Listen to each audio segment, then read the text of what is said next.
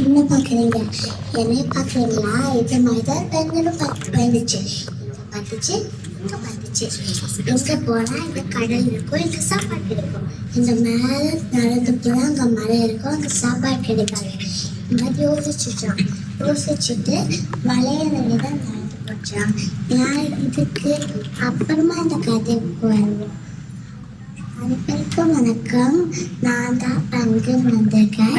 எனக்கு சில விஷயங்களை இதை பற்றி பேச வந்திருக்கேன். ஆரம்பிக்கலாமா? பழமொழி விஷயமா நான் இது ரூமில் இருக்கிறேன். டைனோசர்ஸ் இருக்கும்போது நான் இங்கே இருந்தேன். பார்த்தீங்களா? டைனோசர்ஸே இப்போ இல்லை. நான் இருக்கிற பார்த்தீங்களா?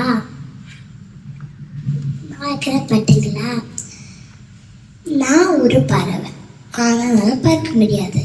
ஆனால் என்னால் நீச்சல் அடிக்க முடியும், நீச்சல் வேகமாக அடிக்க முடியும், நான் ரொம்ப நேரம் நீச்சல் அடிக்க முடியும். இந்த வயிற்றில் என்னால் பனையில் சறுக்க முடியும். நான் குளிரான வீட்டில் தான் வாழேன். ஆண்டாட்டிக்கா மாதிரி இருக்கிற அங்கே தான் எங்கள் வீடு இருக்குது. எங்களுக்கெல்லாம் கூட்டமாக தான் இருக்க பிடிக்கும். தனியாக இருந்தால் சுத்தமாக பிடிக்காது. நான் என்ன சாப்பிடுவேன் தெரியுமா? மீனை பொரிக்க சாப்பிடாது, வறுக்க சாப்பிடாது, குழம்பு பண்ண சாப்பிடாது, பிரியாணி பண்ண சாப்பிடாது. அப்படியே சாப்பிடலாம். போதுமா? அப்போ நம்ம ஒரு கதை பேசணும்ல. இப்போ அந்த கடைக்கு வருவோமா? அந்த பெண்கள் மலையை நிறைய நடந்து போச்சுல. இப்போ அந்த பெண்களுக்கு அங்கே சாப்பாடு கிடைச்சிருக்குமா? அதுக்கு என்ன இருக்கும்? அதான் பெண்களுக்கு தான் தெரியும், நம்மளுக்கு தெரியாது. நானே யோசிக்கிறது தெரியுமா? இதெல்லாம் பண்ணி வைக்கிறதா புரிச்சிருக்கு பண்ணக்கூடாது. நல்லதா கெட்டதா யோசிச்சுட்டா செய்யணும். புரிஞ்சுடா? கிளம்பட்டுமா? நான் தாத்திக்கா ரொம்ப தூரம்லாம் வேலை போனேன்.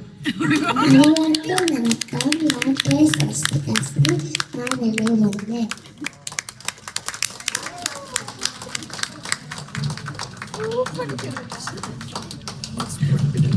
எனக்கு மீன் சாப்பிட்ட திருப்தியும் வந்துச்சு.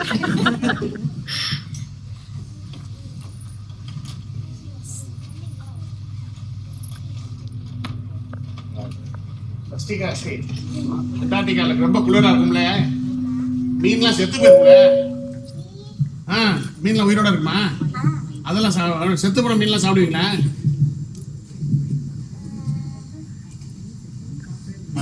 தெரியாது.